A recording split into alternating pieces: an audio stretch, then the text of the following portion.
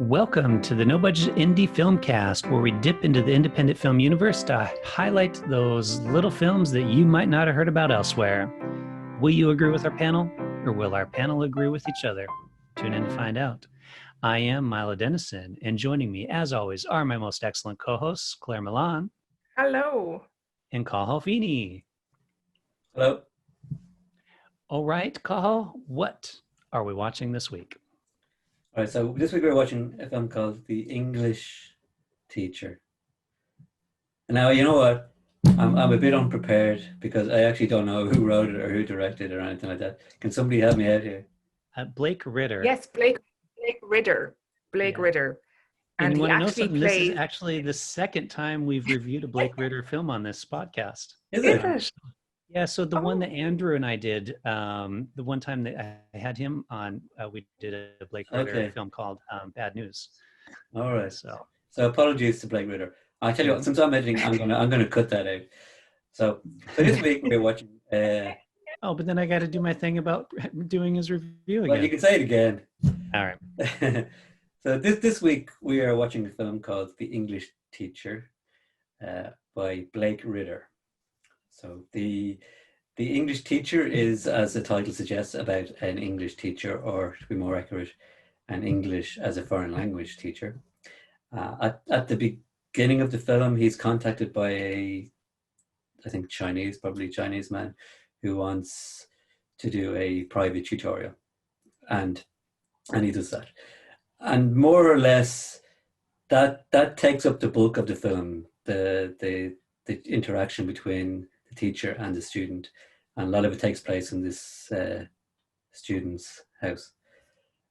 At the same time, there are cutaways of the teacher in different locations, in a park or in his house, and you can see that he's distressed or troubled or something, but we're never quite sure. The source of this is not, however, the student, because the interaction between them is quite cordial, quite friendly all the time. Eventually, anyway, we do learn about the cause of this sort of distress, and everything sort of falls into place.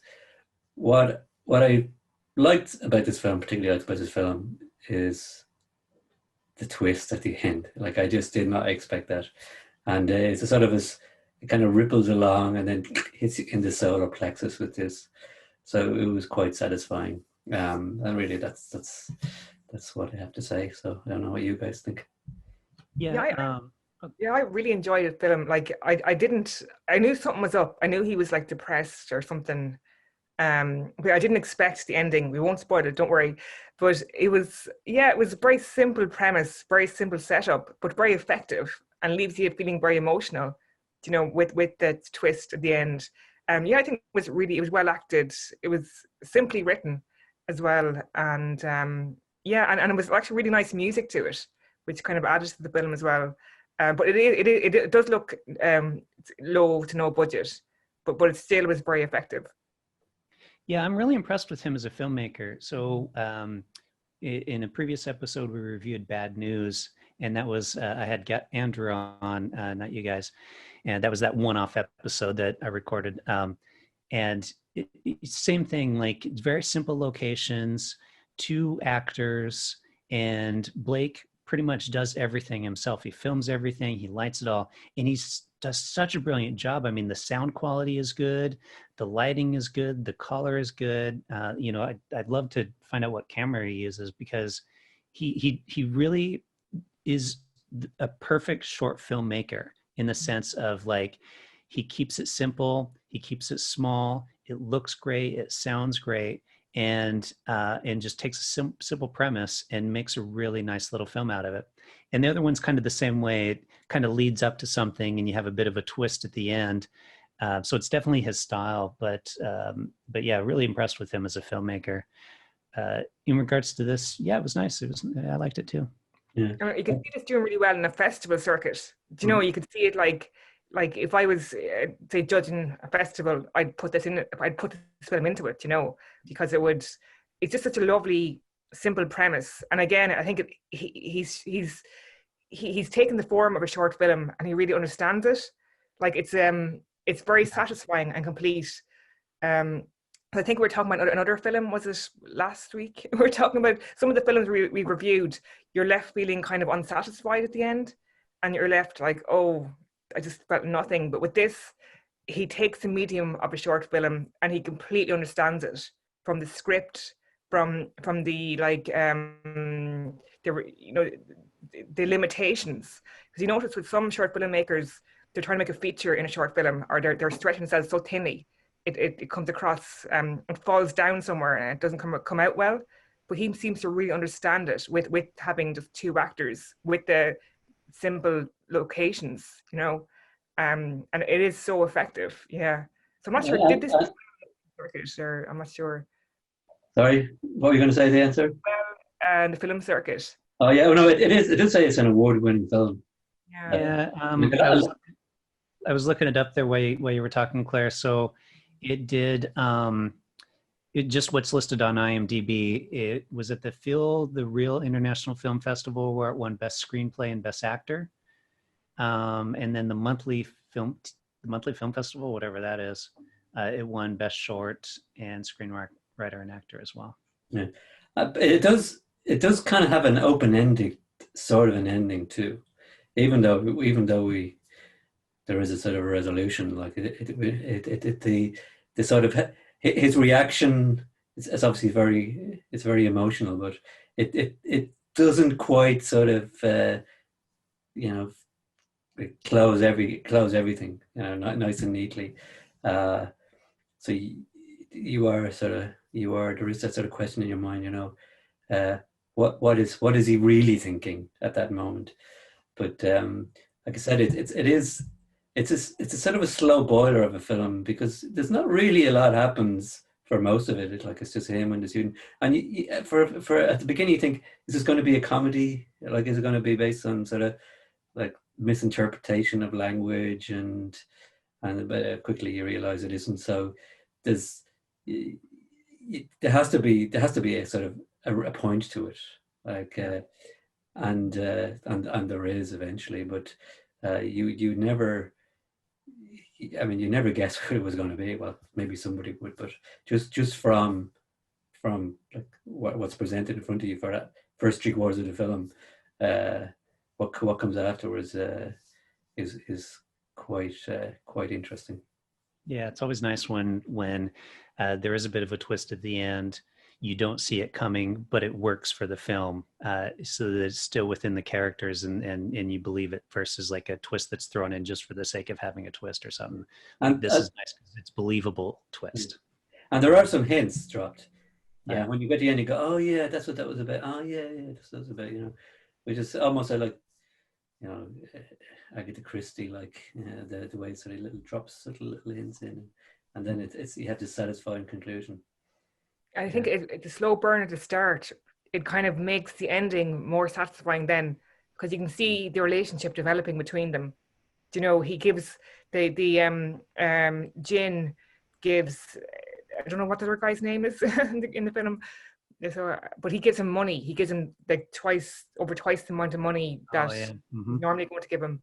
And that was a really great kind of story point to kind of shift the tone of it, just in that line. Like, they didn't have to show him like putting in the money into his account, or it was just through a sentence, like, "Oh, why did you put 700 in my account? I want to give it back to you." Yeah. But just in just by saying it, it kind of shifted the tone a bit. Oh, there's something more going on here, which was really, really interesting. Yeah. That's already saying too much there, I think. Okay. Not really. Like, I didn't say anything else. But, yeah. Find some of the lesson a bit harder to believe, though. Like, I've never taught anyone English, so I don't know like what those conversations are like, but I didn't really get the vibe. I mean, obviously this takes place over time, so we, within a short film, we can't see that. So he does the transitions, but like some of the conversations, I'm like, how is he learning English based on this interaction? Like some of the, with some of the conversations. Well, obviously he already has a certain level of English. He did, but completely newbie He's But it's funny because apparently underneath I was reading the comments, and it's not the way you teach English at all. Apparently, Didn't seem like right. everybody know how to teach English, you know. Yeah, I got that kind of little bit jarred at me. I don't know if that's the right way to teach English, you know. Yeah, well, I mean, like they're not gonna have like a whole hour of. No. And I was starting the lesson now. A, B, C, D. You know, go through the Yeah. alphabet. Like it was perhaps, as Milo said, they were just dropping in a point in time in the, you know, in the lesson. And like some lessons are just conversations. Like people just want to improve their conversational English because maybe they don't have that opportunity otherwise. So should we rate it then? Yeah. No, yeah, it's fine. Okay, Claire, do you want to go or you want me to go? Yeah. So I think it's beautiful story, which is really effective and will give me an emotional punch. Really well acted, using a very simple premise, and the guy really understands a film form. So I'll give it 4 stars out of 5. Yep. Yeah, I'm gonna go 4 out of 5 as well for pretty much the same reasons. Yeah. Okay. Oh my God, I feel under pressure here. My opportunity to, you know, 4 all around, but I'm not going to. Then I will. I agree, and obviously it was my selection, and I just thought it was a really nice story, very well made, everything like that. But at the same time, I'm just judging it against some of the other films that we've reviewed over the last year or so, and I don't think it's quite up there with even some of the 4 stars I've given. Not to say it's you know, it's not a bad film or anyway, and it's still a really good film. But I think I think I still just give it 3.5. Okay. Fair enough. Fair enough indeed. Okay, audience, there you have it. So another nice film from Blake Ritter here on the podcast. If you watch it, be sure to let us know what you think. You can do that via our social media channels, Instagram, Facebook, or Twitter at No Budget Show. Or if you're watching this on YouTube, you can leave us a comment in the comments and we will take a look at it and possibly respond. And with that, we will say thank you and see you next time. But